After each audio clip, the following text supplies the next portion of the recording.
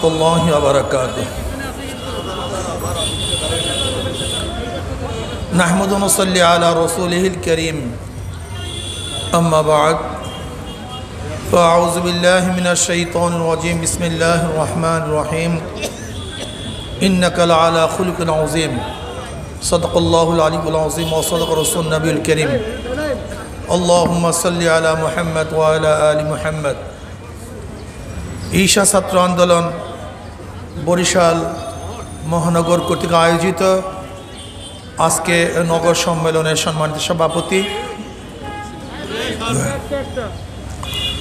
দিগার ওলামায়ে কেরাম, সর্বস্তরের ছাত্র ভাইয়েরা আমার,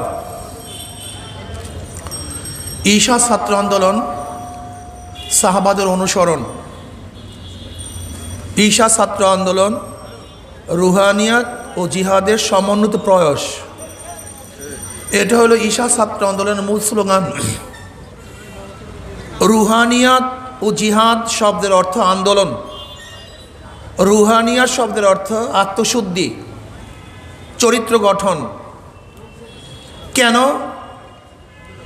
এই দুইয়ের সমন্বয়ের প্রয়োজনটা কি? রুহানিয়াত ও জিহাদের সমন্বিত প্রয়াসের প্রয়োজনটা কি?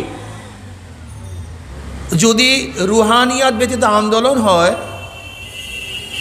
সে আন্দোলনের ভিত্তিতে মানুষ মুক্তি পাবে না, মানুষের কল্যাণ হবে না, স্লোগানের সাথে বাস্তবতার মিল থাকবে না। যেমন বর্তমানে হচ্ছে,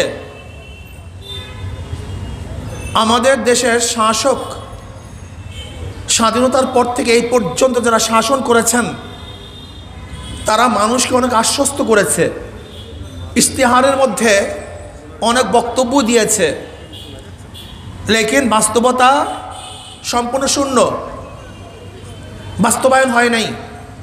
এর মূল কারণটা কি? দেখেন, যদি অভিজ্ঞ একজন ড্রাইভার, যার মধ্যে জ্ঞান নাই, যার মধ্যে স্টিয়ারিং ধরার মতো অভিজ্ঞতা নাই, এরকম একজন যদি ড্রাইভার স্টিয়ারিং ধরে, তাহলে নিজেও ক্ষতিগ্রস্ত হবে, যারা তার অনুকরণ তার গাড়িতে আরোহণ করবে তারাও ধ্বংস হবে। একজন কৃষক যদি সে যোগ্যতা অর্জন ব্যতীত নাঙ্গল ধরে, তাহলে ফালটা নিজের পার মধ্যে ঢুকবে, গরুর পার মধ্যে ঢুকবে। একজন মাঝি যদি অভিজ্ঞবিহীন, জ্ঞানহীন, শিক্ষাবিহীন যদি বৈঠা ধরে, মাঝি নিজেও নিমজ্জিত হবে, যাত্রীরাও ধ্বংস হবে। যেই বিষয়ে যার অভিজ্ঞতা নাই, এমন ব্যক্তি সেই কাজ করতে গেলে সেও ধ্বংস হয়, যারা তার অনুসরণ করে তারা ধ্বংস হয়। ঠিক তদ্রূপ এই দেশ যারা চালাবে, দেশে যারা কর্ণধার হবে, তাদের মধ্যে যদি যোগ্যতা না থাকে আর দেশের স্টিয়ারিং তারা ধরে, তাহলে নিজেও ধ্বংস হবে, দেশকেও ধ্বংস করবে। এই কারণেই আজকে দেখছেন 500 টাকার বালিশের দাম 7,000 টাকা, কয়েকশো টাকার পর্দার দাম কয়েক হাজার টাকা, একটা খাটের দাম কয়েক লক্ষ টাকা, নিচের থেকে বালিশ উঠতে ব্যয় হয় হাজার হাজার টাকা। আজকে রডের পরিবর্তে বাঁশ দেয়া হয়। আজকে উদ্বোধন করার আগেই ব্রিজ ভেঙে যায়, রাস্তা কমপ্লিট করার আগেই পিছন থেকে আবার রাস্তা ভাঙ্গা শুরু হয়ে যায়। আজকে এই 10 বছরে বাংলাদেশ থেকে শুধু দুর্নীতি হয়েছে 10 লক্ষ কোটি টাকা। শুধু দুর্নীতি হয়েছে 10 লক্ষ কোটি টাকা। ধর্ষণের কোনো অভাব নাই। কত যে ধর্ষণ হয়েছে যা মিডিয়াতে আসে নাই, যা মিডিয়াতে আসছে তা গণনা করা সম্ভব না। ইদানিং এক আলোচিত অনুষ্কা বিফান নতুন ভার্সন আসছে, নতুনভাবে আলোচিত, এরকম বহুত আলোচনা হয়েছে নতুনভাবে। অথচ দেখা যায় আমাদের দেশে কিছু জ্ঞান পাপী বুদ্ধিজীবীরা তারা কি বলতেছে যে যৌন চর্চা না থাকার কারণে, যৌন শিক্ষা না থাকার কারণে এই ঘটনা ঘটছে। আমি বলবো যারা যৌন শিক্ষা দিয়েছ তাদের কারণে এই ঘটনা ঘটছে। আমি মনে করি আজকে দীপানের দোষ, তার বিচার হওয়া উচিত, কোনো সন্দেহ নাই। দীপান একজন দোষী, কোনো সন্দেহ নাই। কিন্তু যে যুবতী মেয়েটা ঘরের থেকে তার সাথে ঘরে যাওয়ার মতো সম্পর্ক ব্যতীত দীপানের ঘরে গেছে, সেই মেয়েটার কি কোনো দোষ নাই? সে কি দোষী না? যাদের উৎসাহর কারণে, যারা উৎসাহিত করছে ওই মেয়েটাকে দীপানের ঘরে যাওয়ার জন্য, আমরা মনে করি তারাও দোষী। যারা বইতে লিখেছে যে সম্মতিতে যদি কোনো যুবক যুবতী যৌন কর্মে লিপ্ত হয় তাহলে তারা দোষী না, এই কথা যারা লিখছে, এই বই যারা ছাপিয়েছে, এই বই যারা অনুমতি দিয়েছে, যেই সরকারের আমলে এই বই লেখা হয়েছে, সবাই দীপানের দোষে দোষী। শুধু দীপান একা দোষী নয়, দীপান একা দোষী নয়, এই বই যারা অনুমতি দিয়েছে, যাদের সরকারের আমলে দিয়েছে, যারা পাঠ্যপুস্তকে অংশগ্রহণ করেছে, তারা সবাই এই দোষে দোষী। শুধু তাই নয়, আমাদের দেশে সেই বাবাকে এবং মাকে হত্যা করার মতো ঐশীও তৈরি হয়েছিল। এদের কারণেই আজকে হাজারো যুবক সমাজের, লক্ষ যুবক সমাজের চরিত্র ধ্বংস হয়ে গেছে। আজকে হাজারো বাচ্চা যুবকরা তারা নেশাগ্রস্ত হয়ে গেছে। আজকে হাজারো যুবকরা তারা মদ পানে সবসময় লিপ্ত থাকে, যারা আজকে ধর্ষণের সেঞ্চুরি পালন করে। আর সেঞ্চুরি পালন করার পরেও যারা তাদেরকে প্রশংসা করেছে, প্রশংসিত করেছে, আমি মনে করি তারা সবাই এই দোষে দোষী। প্রিয় ভাইয়েরা আমার, ছাত্র ভাইয়েরা আমার, এর জন্য ঈশা ছাত্র আন্দোলন তারা রুহানিয়ত জেহাদের সমানতে প্রয়াস। তারা মনে করে যেরকম মাদার গাছের থেকে আমের আশা করা যায় না, 2 নম্বর জমিতে 1 নম্বর ফসল হয় না, 2 নম্বর উস্তাদের কাছে 1 নম্বর ছাত্র গড়ে না, ঠিক 2 নম্বর নেতার দ্বারাও দেশে 1 নম্বর হতে পারে না। এই জন্য ঈশা ছাত্র আন্দোলন কি চায়? আগে 1 নম্বর নেতা গঠন করবে, তাদের ভিত্তি দিয়ে দেশকে 1 নম্বর করবে।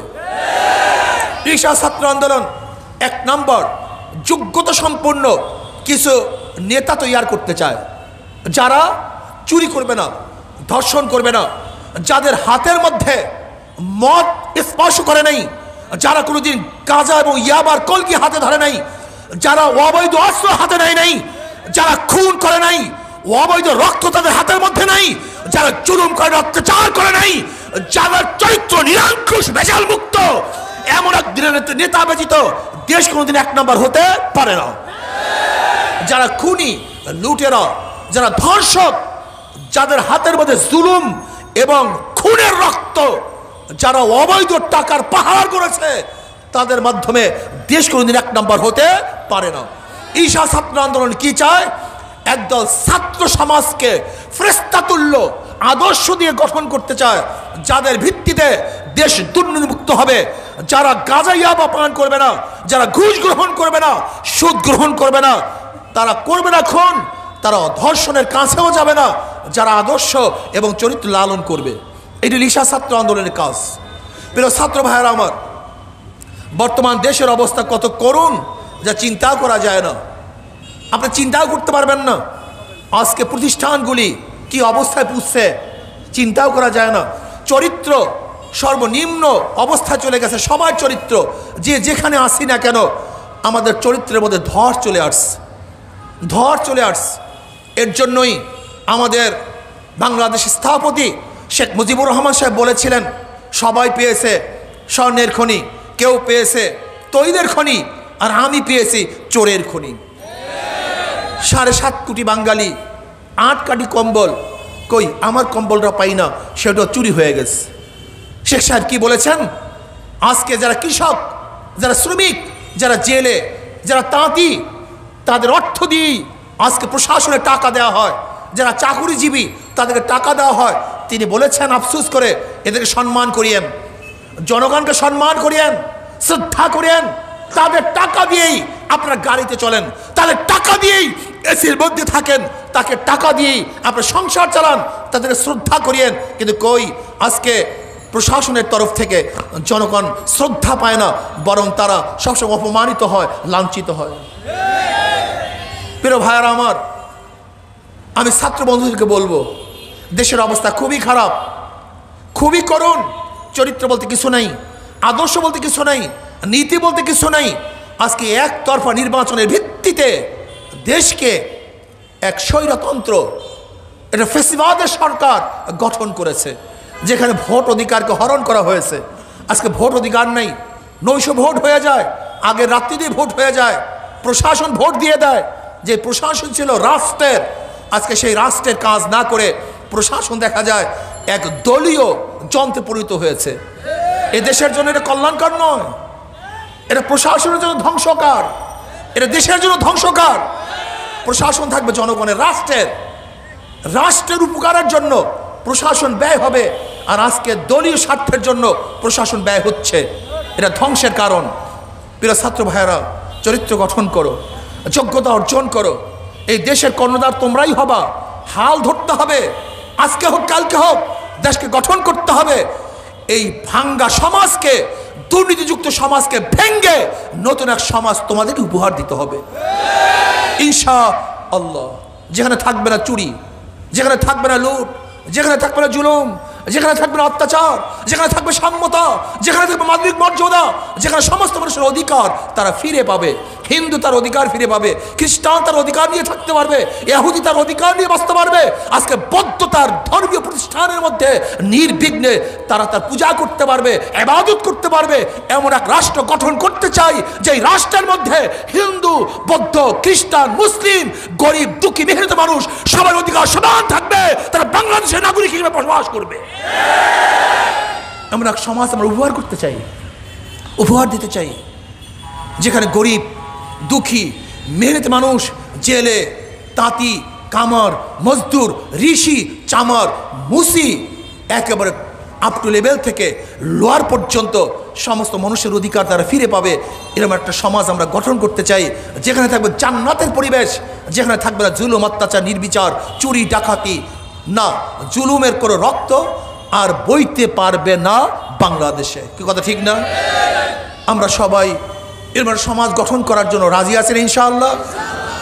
আসো আমরা সবাই সেই সমাজ গঠন করার জন্য চেষ্টা করি। আল্লাহ পাক আমাকে এবং আমাদের সবাইকে সেই সমাজ গঠন করার তৌফিক দান করেন।